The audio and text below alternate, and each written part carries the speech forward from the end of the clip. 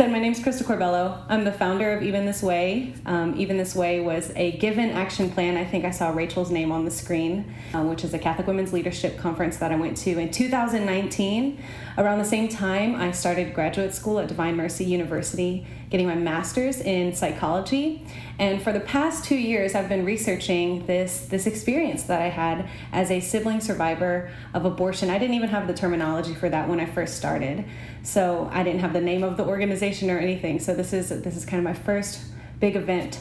And I'm excited to share my research with you. That's what we're going to start off with this morning. Before I start off, I wanted to let you know that I can't see everything in the chat. So if you do have questions for me, we are going to have a Q&A panel later. So please feel free to put your questions, any clarifying questions that you might have in the chat, and we'll be able to see them and go back to them and answer them, hopefully. So Even This Way was born out of my own experience and my own desire to help people like me who were sibling survivors of abortion. I think it's very important right now to make a difference, make the distinction between survivors of abortion and sibling survivors of abortion. There are people who physically survive abortions, and there's a ministry for them with Melissa Oden called Abortion Survivors Network.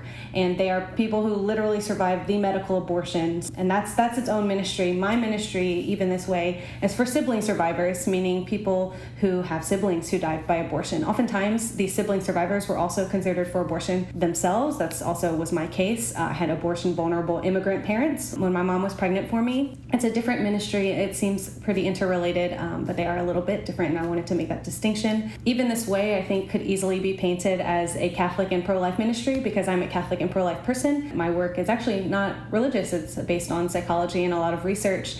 Although I don't deny the spiritual aspect of sibling survivors, and I think for a lot of people, and it's integrated with their faith, but I don't think that every sibling survivor is a believer or a Christian, and I also don't think that every sibling survivor is pro-life. Even though with my previous work, and a lot of you might know me personally, I'm Catholic and pro-life. My ministry and this outreach is not just for Catholic pro-life sibling survivors. This is for anyone who has suffered the effects of having a sibling who died by abortion. And I know there's a lot of complicated and nuanced life experiences with that. So I want to make that really clear in the beginning, to respect the people on this panel and their experiences, because I'm not trying to disintegrate those experiences from those people. And I know that this isn't a monolith of experience. So I will be sharing some research. Please slow me down if you have questions. So I'm so thankful for that you're here. All right, let's just dive into the research. I think it's really interesting. Praise God. I just finished my master's program this week, and I found out on Wednesday morning that I passed everything. So I am officially a Master of Science in Psychology from Divine Mercy University, as I said. That's located in the DC area. I've been in an online program for the last 2 years, so even before it was cool, before COVID, I was online doing virtual school and virtual classes. It's been really, really so thank you, Amber. It's been really so fascinating to research this very distinct topic. The most interesting piece of research was from a professor from UBC in, I think, Vancouver, Canada, Dr. Philip Ney. He theorizes that there's this thing called PASS, which is post-abortion survivor syndrome. That would be talking about me and the other panelists that you'll hear from today. He researched the effect of pregnancy loss on surviving siblings and found that surviving siblings of abortion were significantly different than sibling survivors of other types of pregnancy loss, including miscarriage. I'm going to talk about some of the symptoms that PASS, post-abortion survivor syndrome, what siblings might feel. Number one being existential guilt. What does that mean? What does that look like? They feel, I don't deserve to be alive. I'm not glad to be alive. I'm not pleased with who I am. I sense something terrible is going to happen to me, and I have thoughts that I can't control. Those are existential guilt. And surviving the loss of a sibling might make you feel distrust towards your parents. You might ask something. This is actually a quote from one of the patients that Dr. Ney spoke with. How could you, my parents, be loving to me and yet have killed one of my siblings? You might still do something to me. I do not trust you. I do not trust the anger I feel towards you. As I said, it's a very complicated grief. There's a lot of different elements of it. They can have repeated depression. They can have impending doom. So PASS is almost like PTSD. I think a lot of us are familiar with PTSD, post-traumatic stress disorder. The difference between PTSD and PASS, though, is that with PTSD, you can point to one point in time where you experienced that traumatic event, and then things changed after that. Whereas with PASS, the siblings might have some traumatic event, but it's really like drawn out for their whole life. And it's not until they discover that they had an aborted sibling where something like kind of it clicks and it makes sense to them. And with PTSD, you might have nightmares and it might be repeated images of that traumatic event, whereas PASS is more like you might have these dreams, but they're more like theoretical and abstract, and you can't really place your finger on it. They could not know about their aborted siblings, yet their dreams are sensing something. I call it like sibling intuition, which is something that I felt too. And I felt a lot of these symptoms. That's why I'm kind of talking about fear of abandonment, because they feel unwanted, feelings of deep resentment, especially towards their parents, but even towards other family members. Particularly what I've seen is when they discover the truth about their aborted sibling, sometimes they don't find out from their parents. They find out from family members, and they feel betrayed and like something was kept from them their whole lives. That can lead to further distrust and resentment. I think what's most important is that it's very, very complex. People can feel like giving up. They can get angry, easily irritated. As I said, the sibling intuition, they can just have a suspicion their whole life that maybe their parent had an abortion, or they had a sibling that nobody told them about. As I said, too, they might find out from a family member, and they might actually be like kind of keeping an open ear always, trying to figure out something. Like they feel like something's missing, they feel like something's off, and so they're just listening to all their family members and maybe even close family friends, and they're looking for some sort of revelation. Discovering that you have an aborted sibling might make you feel relieved. It might make you feel angry. It might make you feel both. You might be in some mixed place, especially if you're looking for evidence or you feel like something's been missing your whole life. Those existential feelings and conflicted feelings, it could be so severe to the point that you feel like you're losing your mind. These are the most severe cases. You even feel guilty that you didn't rescue your sibling, even if there was nothing that you could really do about it. Whenever I was experiencing this, I felt like, why am I here? Why didn't what happened to my sibling happen to me? And like I said, I think a lot of people here are probably Christian and or pro-life. This could be painted as a pro-life ministry for sure, but I've seen the very complex nature of sibling survivors and their families, and it can be really hard for siblings to wrestle with the abortion issue and be honest about it. And it's a super disenfranchised grief. I think because they weren't there, they weren't present when it was happening, siblings can be kind of like pushed off the edge by their family, especially their parents sometimes, and they can be basically told, why do you feel this way? Why do you hurt from this abortion? You didn't know that sibling. You weren't there. You didn't understand the situation. And while all of that is true, it's difficult for other family members to understand how a sibling survivor might feel, because it's hard to describe. It's kind of a unique circumstance, and there's something kind of weird about it. It's just kind of weird, like that you could grieve. And I thought it was weird when I found out about my sibling. I thought it was weird that I was grieving them, because especially I didn't share a womb with my aborted sibling. My aborted sibling was from my biological father. And I felt so negatively about it. I mean, I was depressed, abortion-related depression for about 9 months. I mean, the better part of a year. I didn't laugh. I didn't live life fully. I didn't feel like I was worthy of anything good in my life. And it was really hard to be doing what I was doing, which was sharing my story full time at that time, about 70 talks a year. And it was just really hard for me to grapple with it. And I know when even continuing talking about it in subsequent years after that first year where it was like the discovery element, I mean, I had family members too say like, why are you re-traumatizing yourself by talking about it? Why don't you just move on from it? Don't even think about it. So as I said, it's a disenfranchised grief. People don't understand it. And which is why I really wanted to do more research on it. And at the time that I discovered my aborted sibling, I Googled at least once a week. I Googled, I lost a sibling to abortion. And there were so few resources on the internet. They do have resources.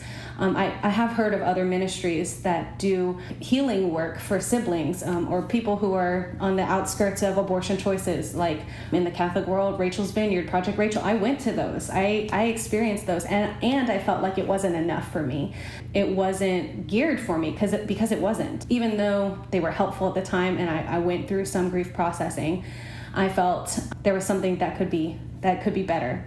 That's why I wanted to go in and study this. That's why I went to a Catholic university. I wanted to be able to openly, study this and see what the effect of abortion is and can be on a sibling. So that is some of my story. I'm excited to share with you these siblings who are going to be sharing their stories too. Unfortunately, we only have 2 of our 4 siblings today, so pray for the other 2 siblings who couldn't make it this morning. But I'm excited to introduce to you Kiki. My friend Kiki I met her actually and hopefully she'll be on the screen soon. So if you want to put in the comments when she gets on the screen. Kiki is a Mexican-American Catholic speaker and coach, and a fierce champion for human dignity and bringing the light of God to the world. After graduating with a kinesiology degree, Kiki found herself responding to a radical call to invest her life in serving others intentionally. She spent 4 years as a pro-life missionary working at Los Angeles Pregnancy Center, a pregnancy home, Maggie's Place, and 2 years as a chastity speaker with the Culture Project International. Kiki is a very wonderful friend. She's a survivor of many traumas, including abortion and sexual abuse. And she's going to be speaking a little bit more about her story, her parents' story as well. I'm also joined today by who I'm going to call Sibling Sam, or Sam, out of respect for him, his mom. He is here anonymously, and he's representing his aborted sibling, Sam. Sam grew up in South Louisiana with a typical dysfunctional family. His journey over the last 6 years has been a roller coaster of ups and downs. One of the best moments of these last 6 years was recognizing and embracing the life and dignity of my aborted siblings, he says. He is an HR professional with a BS in mathematics and an MA in theology. His passion for serving people is rooted in his desire to help people know that they are known and loved. 3 of his favorite things to do are going to the movies with his Mimi, reading and studying scripture, and taking long drives to and through the mountains. So I love that both of these 2 friends are here with me today, because Sam was my first sibling survivor friend. When I first found out about my sibling, Sam was the first person that I talked to about it. And Kiki is my newest sibling survivor friend. I was moving to LA. When I didn't move to LA yet, but I met Kiki and we became soul sisters. And one thing that I always say to my siblings is that I really believe that our siblings are in heaven and they're together. They befriended one another because we befriended each other here, and that gives me a lot of hope, and that's been a big part of, personally, that's been a big part of my healing process, to know that. So I'm welcome Kiki and Sam. Why don't you introduce yourselves? Kiki, you can go first. Perfect. Well, hi everyone. Like Krista said, I'm Kiki. My formal name is Krisia, but you can call me Kiki. I am here because I learned of my story, about, I would say, maybe about 3 years ago now, and since then I've done a lot of healing and feel comfortable enough to share with others so that they can also find the light and their own healing journey. So thank you for having me, Krista. Thanks for being here, Kiki. Sam, do you want to introduce yourself? Yeah, I'm really excited to be here too. I think Krista and I both kind of give each other credit for being here today, but I befriended Krista several years ago, shortly after I became aware of my aborted siblings. And so I'm really excited to be here. It's been a journey, and I'm just excited to see how this ministry unfolds. Thanks, y'all. Appreciate you. So I have a couple of questions for the panelists. We'll be kind of conversing here. So let's just go ahead and get started, guys. So I kind of mentioned a lot of these signs and symptoms of past. Can you kind of tell me if you experienced those? You want to talk about your story in relation to those signs and symptoms? Sam, why don't you go first? Yeah, so as I read through them and as you were talking, I remember, whenever my mom first told me about her abortions, I remember the why am I here really came up a lot, and it really made me wonder, well, what about me? Was I a mistake? Was I really wanted? And I actually found out later, my dad, who I wasn't even close to, was actually very supportive of my birth, and actually really encouraged my mom. And so that was that meant a lot to me. That was maybe a little bit different than why we're all here today, but it was a little affirming. But at the same time, this question for a very long time, did my mom want me? Am I here and she doesn't want me? And then, also like this abandonment and resentment complex that I've had, this emotional abandonment at a young age, and never really understood why. And, as I started to go through the grieving process and started to heal, especially with my relationship with my mom, after this all came to the surface, I started to understand, why there were so many strange dynamics in my family growing up, and in my relationships. Not to say you can't have healthy relationships with wounds like abortions. There are plenty of people that do. However, this was a very deep wound for my mom, and it just kind of overflowed into our lives. And then I think the last one was just, as I grew up and went to college, because of so many of the wounds that I have, I abandoned a lot of the relationships that I had growing up. And never really understanding why I wasn't able to have close relationships that lasted a long time. I started to realize a lot of it was because of how the wound of abortion had kind of overflowed into my family life. And since then, I've been able to repair certain things, but I've also learned how to create boundaries in a much healthier way since going through this experience. When I think about abortion, a lot of people think of it like as a private choice, and you can say that it's a private choice, but I think it's just clear that other people's choices can affect us. As a sibling survivor, I've certainly felt that. And because it affects us, it can affect our relation. We are much more interpersonal, I think, than people realize. Kiki, what about you, the signs and symptoms of PASS? Yes, thanks so much for sharing, Sam. So for me, it was definitely like ebbs and flows. When my mom first told me about her story, she told it to me in phases. So she told me about the first abortion, and then the second abortion like a year later, and then my own story that I was going to be aborted at like 12 weeks. So I would have been the third abortion. There was a sense of loss, like this out of body kind of feeling, and like this deep loss. I did have some compassion for my mom, of course. I think it was just like very normal for me to like want to grieve with her. But then once that subsided a little bit more, there was a lot of resentment and betrayal that I had to then process. It felt as if part of my life was like stolen from me. Like, how would my life have turned out if my two older siblings would have been here? My role in life probably would have been different, in terms of like my family dynamics, because I'm the oldest living sibling. So that was just something that I would always kind of think about. And then there came a point after my mom told me about the second abortion, where maybe about 6 months later, looking back now I know why, but in the moment I didn't know why I was so angry at her. I had like a few months where I was just like so angry at her, and she could sense it too, and she would call me out on it. And I do realize that it was a very close time between like her second, like revealing her second abortion, and then when I had like the anger kind of episode. So it is very different for everyone. There was also like a lot of I want to give up on in life. It may be a wall of trauma, for me, like, because there's a lot of traumas in my life that I have processed, but I don't doubt that was a very big one that was very influential in me having this sense of I don't want to move forward in life, like I just want to stay here, and lacking maybe that drive. That's me, Krista. It has been pretty tough in some ways. Whenever I used to give this talk, or this part of this talk at least, whenever I was doing youth education full time, I had a sibling ask me at the end of one of my talks, more recently, like in the last couple of years, do you ever feel better from this? I also have a sibling. Do you ever feel better?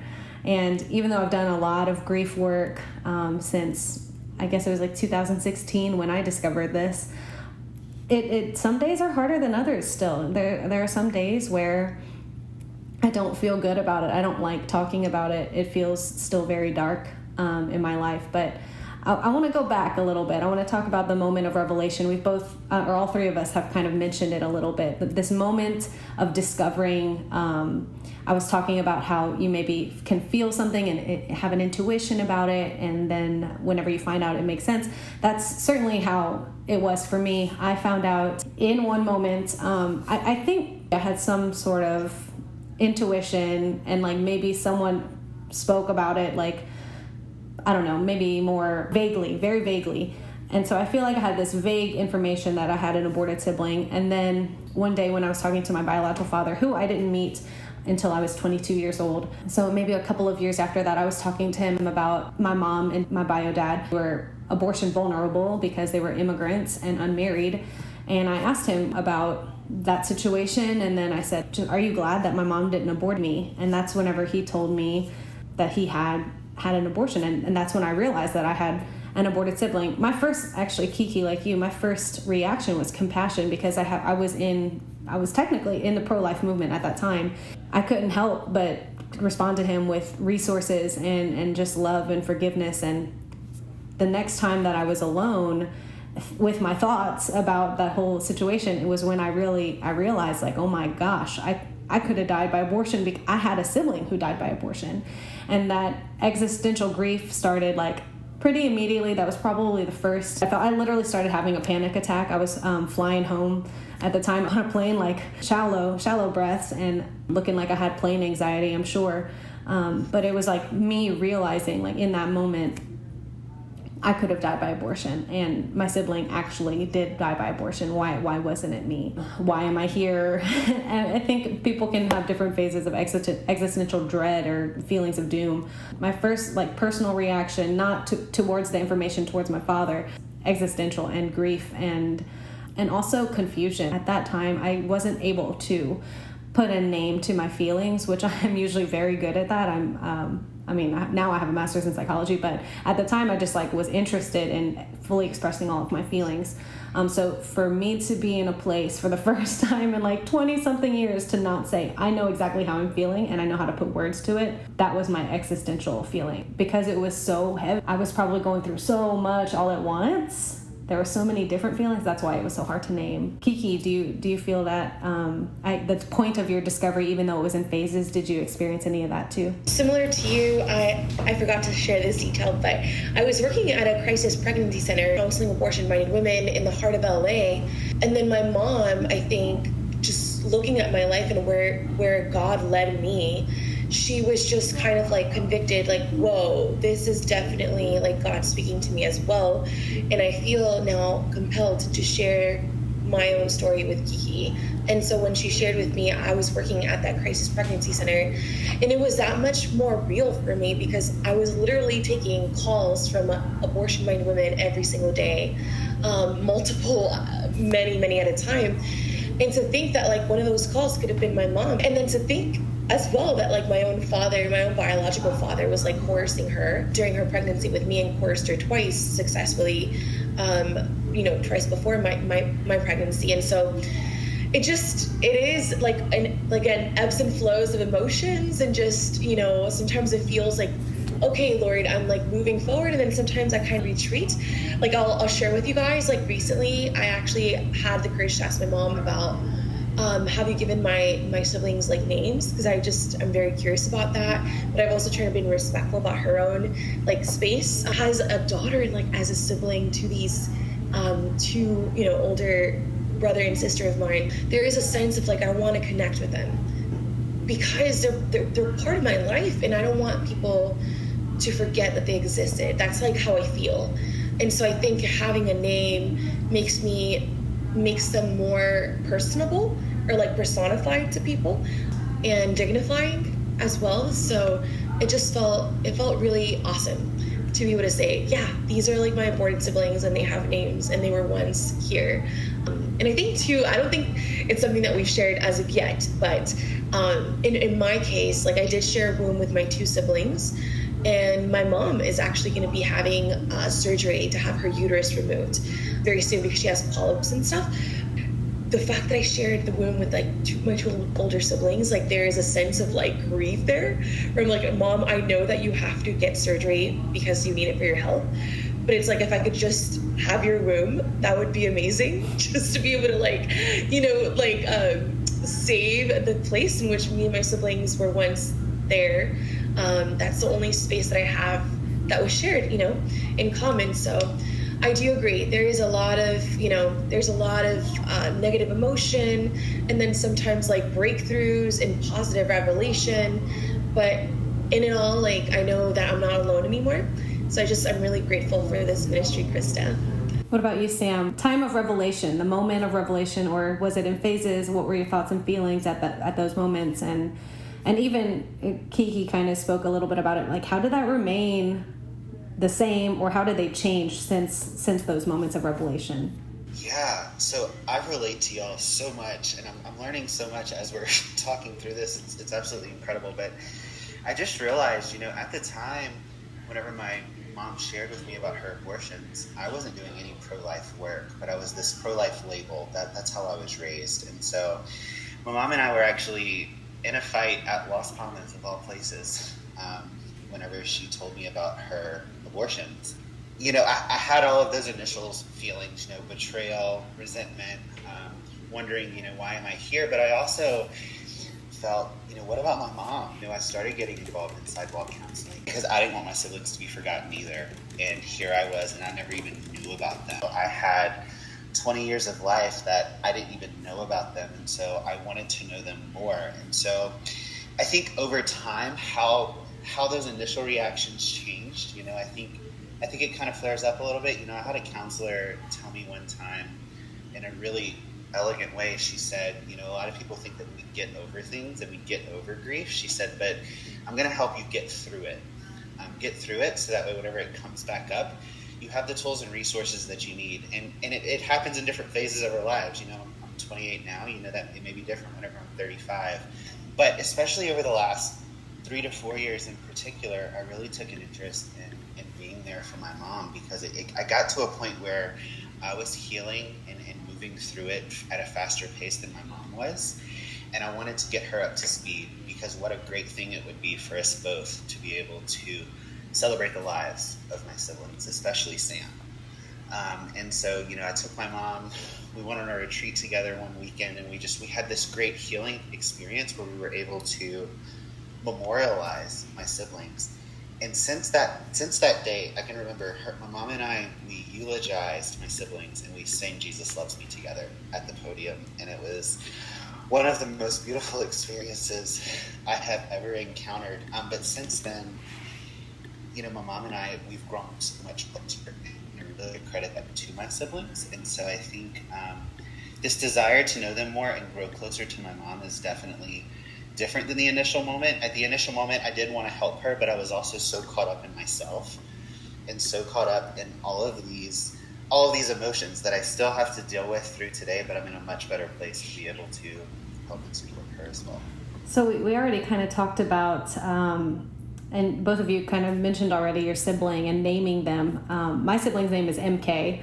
MK, my sibling, whenever I told one of my friends about it that I met in California, they engraved this little necklace for me that I like to wear whenever I do work, and it has my siblings' initials on it, and it's like near my heart. And I love having that memory of them. And actually, for me, I had a memorial service at one of the retreats that I went on. For me, I went on Rachel's Vineyard. That's not everyone's experience, but that's where I went.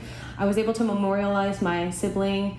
Gave a little talk. I read a letter that I wrote them, and now I have this visual representation of that experience, that necklace, which is very meaningful to me. I thought it was very kind that another sibling gifted that to me. That was really, truly a great gift.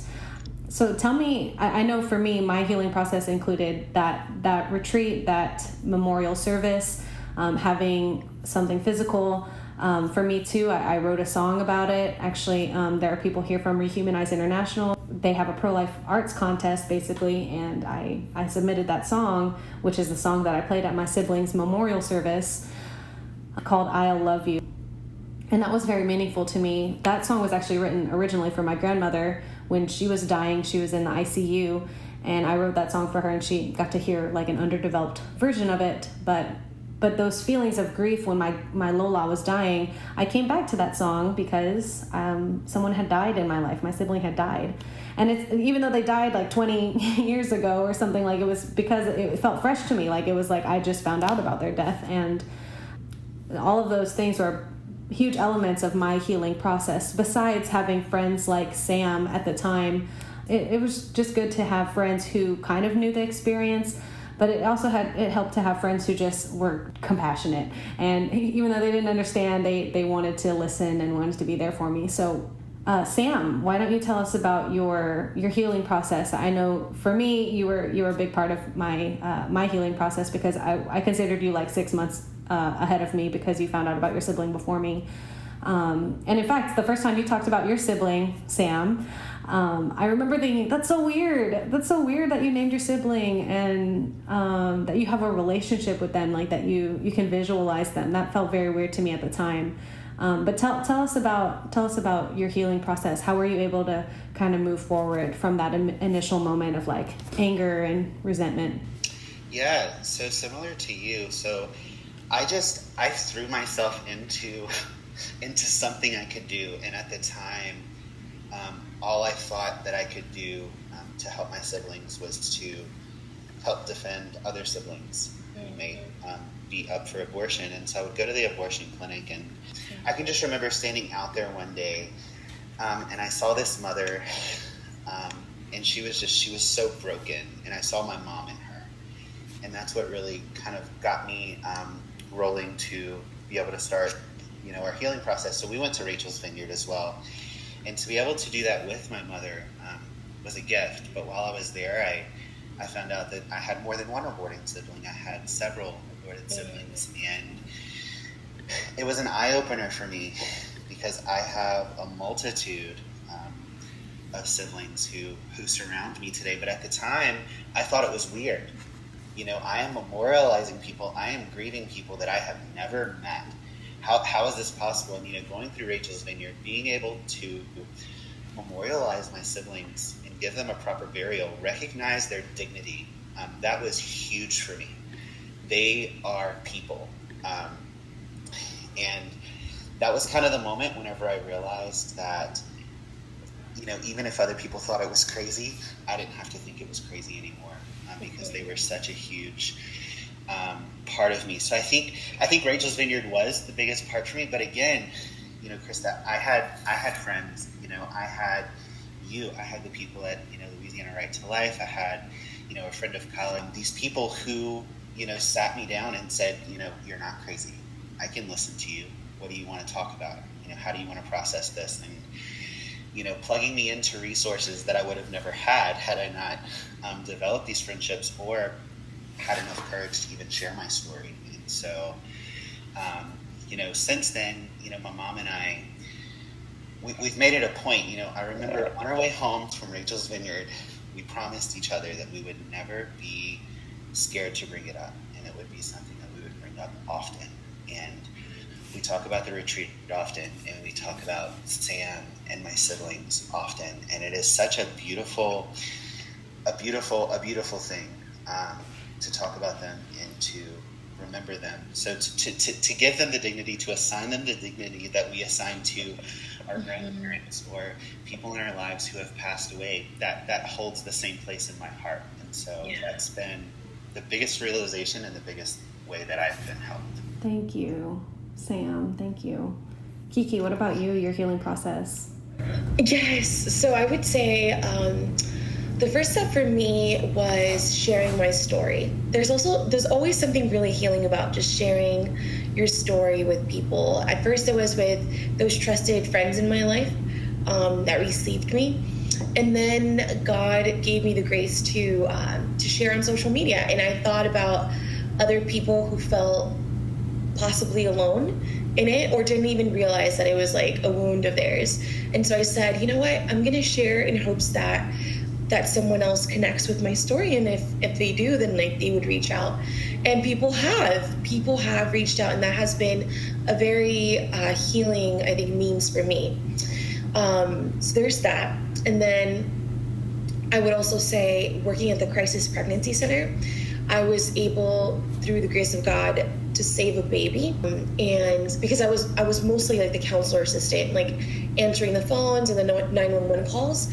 And so at one point, when one of the women comes to the Crisis Pregnancy Center and like meets me at the desk, and she's like, "Are you Kiki? I've been talking to you over the phone, and I know I've been canceling my appointment, but you've just been so kind that I decided to come here, and I want to be counseled by you." And so when we had like our appointment together, she decided to like give her baby life, and that baby is like 5 now. It's so insane. So that has been really healing for me. So similar to Sam, the conviction to give life to others in some way. So there's that. And I would say I did something like a ritual in wanting to also memorialize like my own siblings. This wasn't with my mom quite yet because my mom's at a different, space in her own healing journey. And I'm hoping that she does experience Rachel's Vineyard whenever her time comes.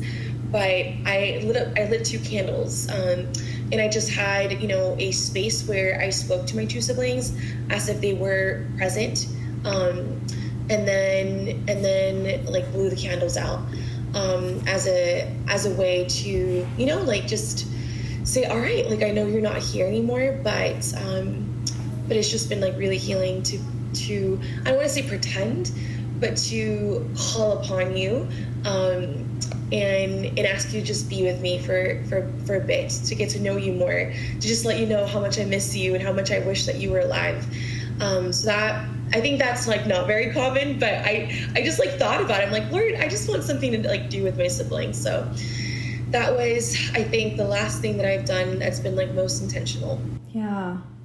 That's beautiful. I'm glad that we all have this community. Compassion to communities is one of the pillars of the outreach of Even This Way. And I think what I mean by that is I want people to have compassion to one another. I think this community can show good compassion to one another because we've experienced it, and I think both of you have been a part of that for me for sure, and I'm glad that you have experienced that too outside of Even This Way. I'd like to share really quick the letter that I wrote to my sibling at the Rachel's Vineyard that I went to. I'm just going to share it with you just so you can know the raw emotion that I was feeling in, I want to say it was October 2016. So this was, oh my gosh, a long time ago. I'm really bad at math. 5 years ago.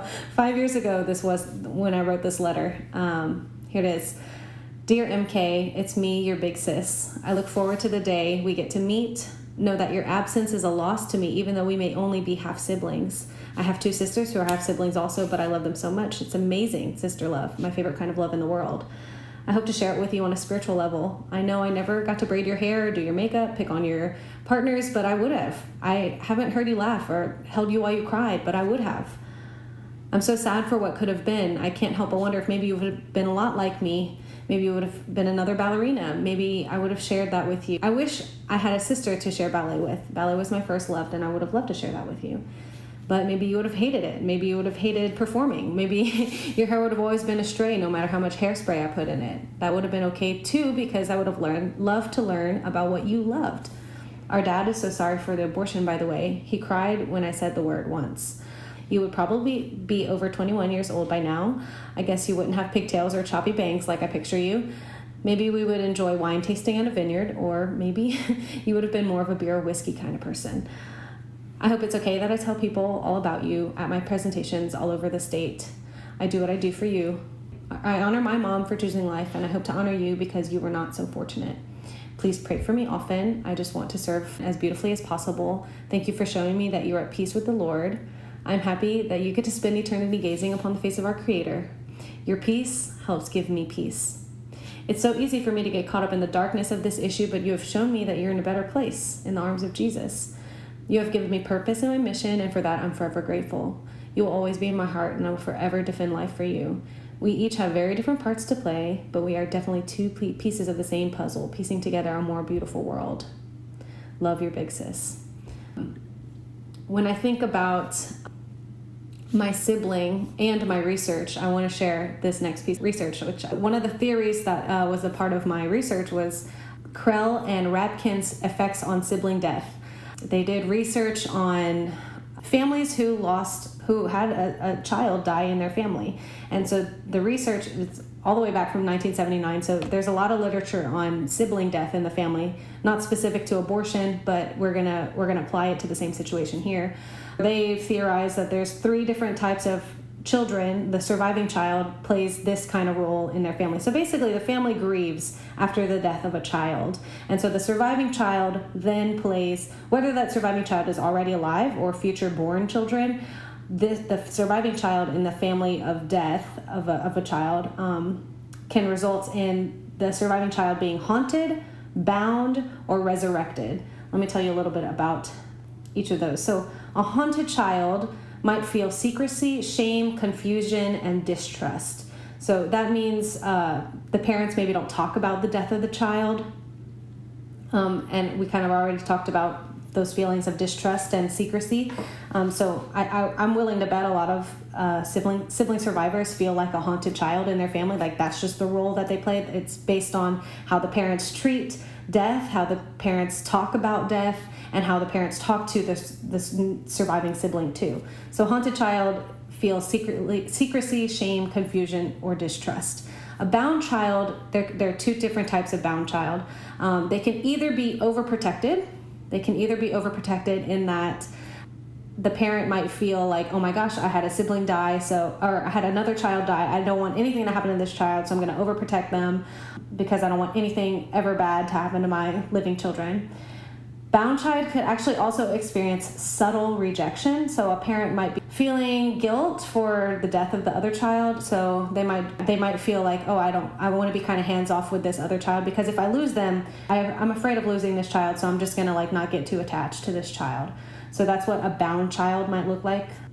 Again, this is the reaction to a family to the death of a child. So the last one is resurrected child, where the surviving sibling feels like a replacement child, basically. And especially if the child died when they were like a little bit older, had a personality, the sibling might feel like, oh, I'm caught somewhere between who I really am and who that child could have been. And so they feel like they're trying to play this role, and it's difficult for them to determine themselves separate from their sibling who died. Does anybody feel like they have anything to say based on that theory? That's something that I implemented into my capstone project. Yeah, I think I would say, if I could guess, if I could self-diagnose myself, like the resurrected child would probably be the one that I feel like I resonate with the most. But it's not so much because it's imposed upon me by like my mother. Like it's never been like explicitly said or anything like that. It's been more kind of like just implicit, coming from my own kind of internal world, and wondering, all right, like if I wasn't the oldest, then how would my two siblings like act right now in relation to like my younger brother? Like how would they handle this or that? So there's a lot of like hypothetical thinking in my mind, and also like how the relationship would look like with my mom. So just a lot of hypotheticals. I don't know if it falls under like resurrected child at all, but it's my best guess. Yeah. Sam, what about you? Do you have anything? No, that's a lot to process. I don't know that I can answer that right now. Yeah, that's fine. Thank you. I would say I feel haunted, even though I wasn't raised by the parent who had the abortion, because he was like basically a shadow man. I never knew him.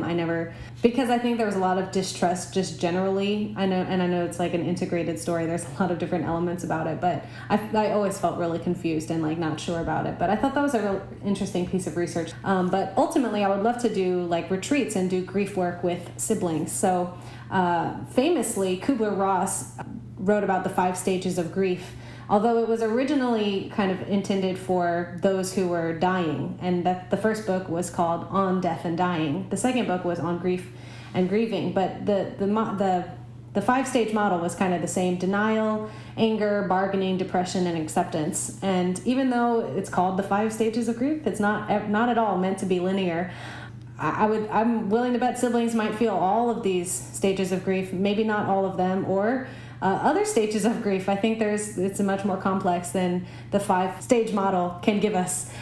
So for me, I want to do grief work in walking with siblings. My question for you guys is, what words of encouragement would you give to people who are maybe at the beginning stages of their grieving process? Do you have anything that you would say to someone who just discovered they had an aborted sibling, or someone who just got this information from their parent? What would you say to someone? And maybe there are people here who have lost a sibling to abortion. From my lived experience, I would say it's hard in this world. I think it was really hard for me because, especially right now, we live in such a polarized environment all over the place. I think it's hard for people to empathize with someone who has an aborted sibling. That's my experience, and that's something that I've been told that's really hurt me in the past. And since then I've been able to move past that. But I would say, there's so many politics tied up into this, and we really need to remove that. And I've had to do that for my siblings, and I've done that for my siblings, and it was one of the best things I've ever done. And so I would just say, allow yourself to self-care, number one. Take care of yourself. It kind of reminds me, sidewalk counseling at an abortion clinic. You need to let a woman know that she is loved before letting her know that her baby is loved. And so I would say, love yourself and take care of yourself, and then allow yourself to love your sibling in the capacity that you're able to in that moment. You don't have to do everything at all time and be all things to all people. And over time, as I've, developed those things in my life, I've just come to the realization, what a gift this is to have a sibling. What a gift this is to have siblings to look up to.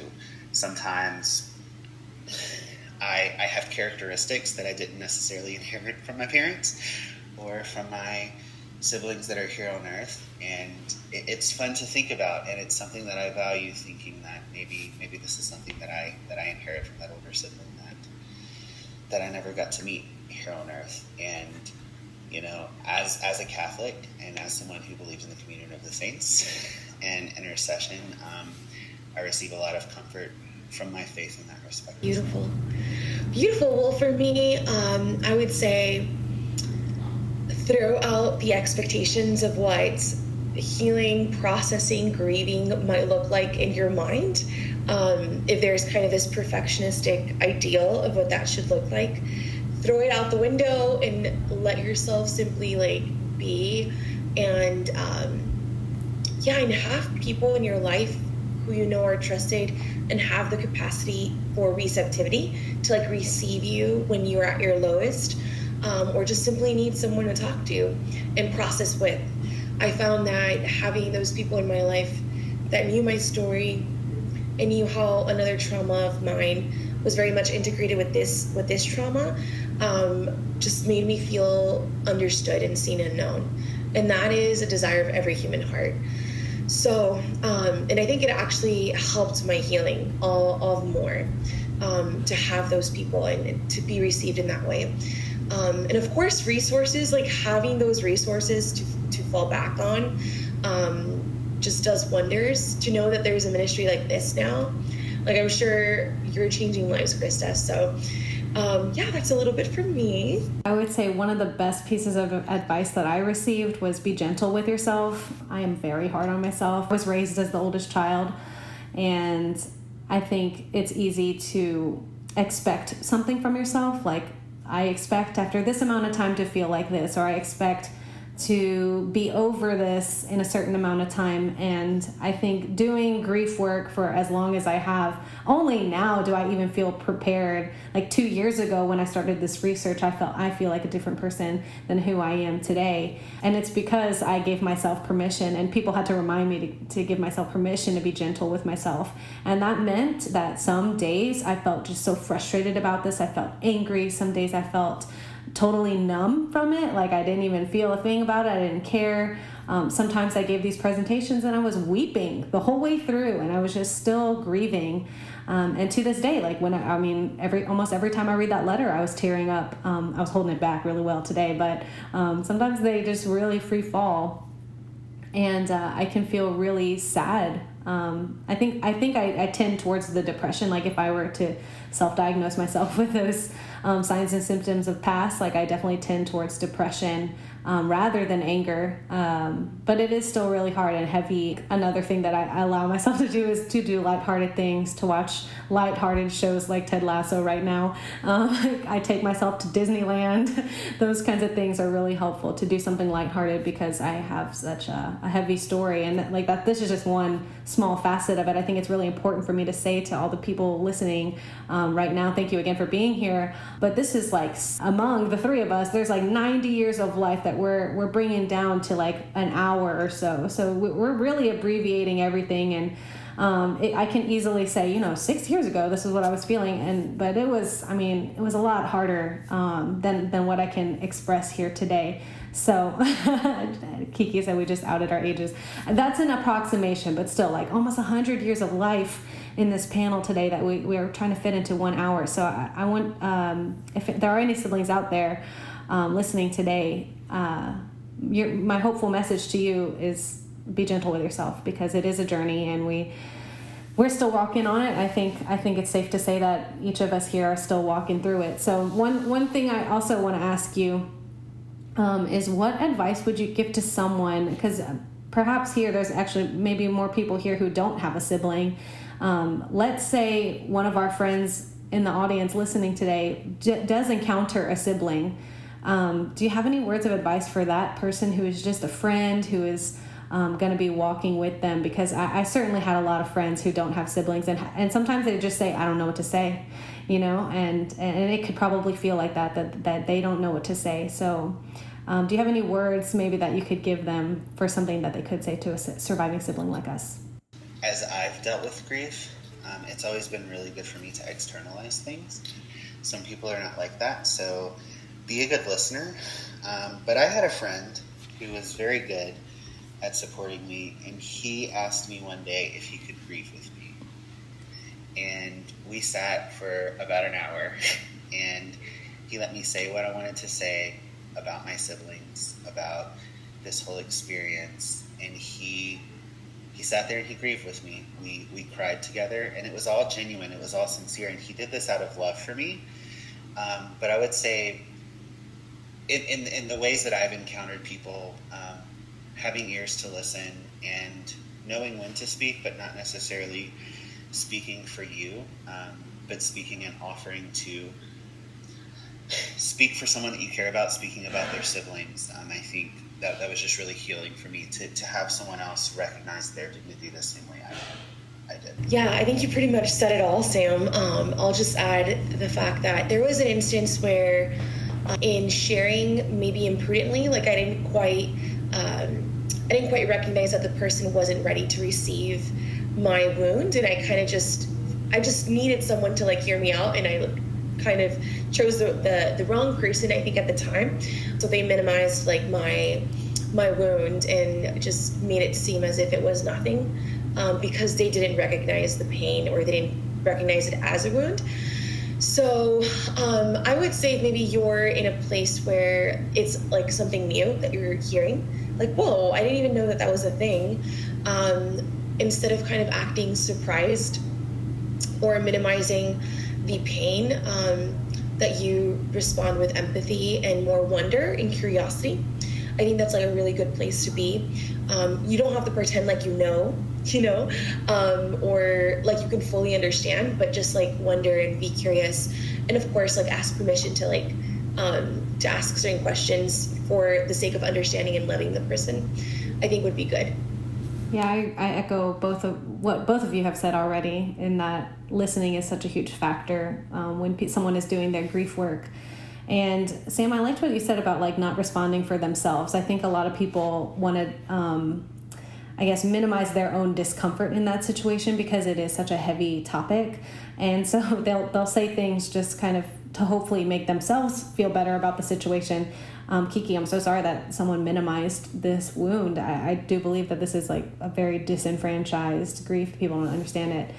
And so it makes people really uncomfortable, especially uncomfortable if you're coming from a really nuanced place where it's not really a political thing. It's not a religious thing for you.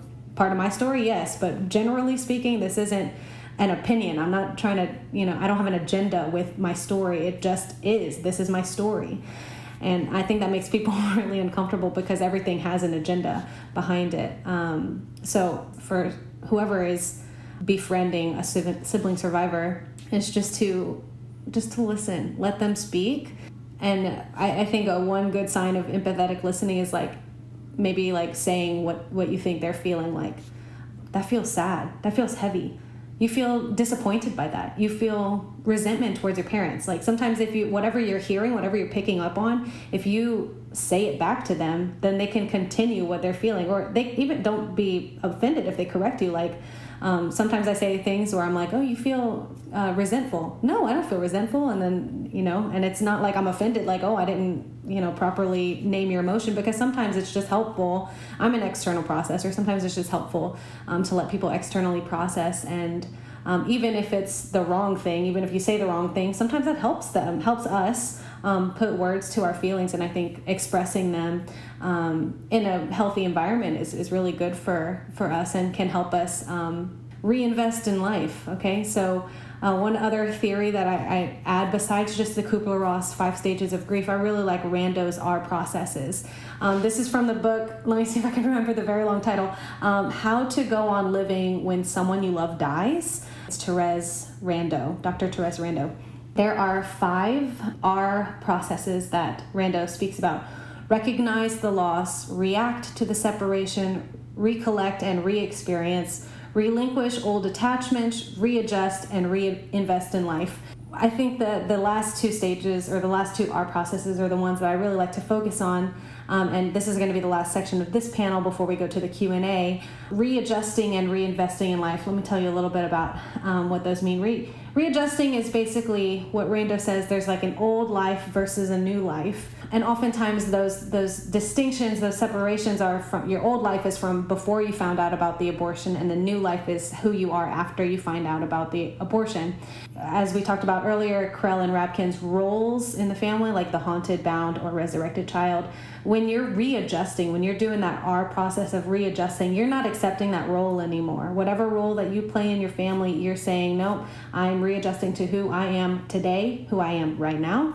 So basically being able to, and as the previous processes talk about, like readjusting to or letting go of your old attachments and stuff like that. So that's all part of readjusting. The other R process that I think is important with Even This Way is reinvesting, is finding meaning in your life through like causes, activities, beliefs, hopes. And I see that each of you have kind of already done that a little bit. So tell me, guys, you're reinvested in life, you're readjusting in life. Can you tell us what your life looks like now? We talked about your healing process already, but tell us, even if it's not, related to this issue, like I know Sam was telling us about his cycling earlier this week. So tell us, like, how have you readjusted and reinvested? Yeah, so right now I'm living in Dallas, and I literally just moved to Dallas like 2 months ago.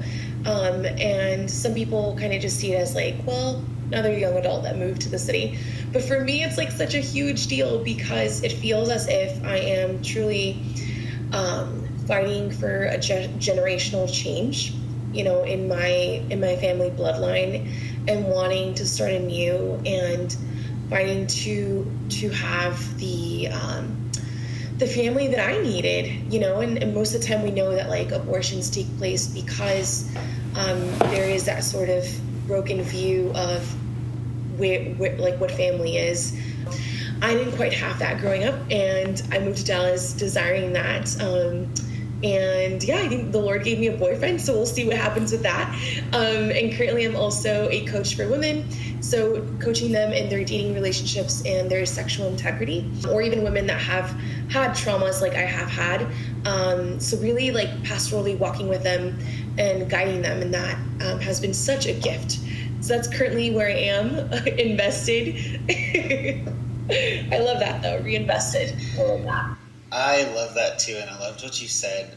What was it? Redefining the generational patterns or breaking the generational chains. I think that's like been a huge part for me. I'm in Denver, Colorado, and there's definitely opportunities here to grow and to really help people. And as you said earlier, Krista, I recently took up spin classes over the last 4 or 5 months, and I've really developed friends with a community of people I probably never would have been friends with before, just because they're so different from me. But I'm realizing, as things come up in conversation, I really have an opportunity to help educate, especially by the way that I present myself, by the way I respond to certain things. Especially over the last 2 years, since I moved to Denver, moving away from my home in Louisiana was was really big for me. And so I've grown closer to my siblings over the times. I recently got a new job, and I can remember getting in my car and I was talking to Sam. I mean, it's a frequent occurrence for me, but just to have siblings to be able to celebrate life with, it's just something that I've really valued.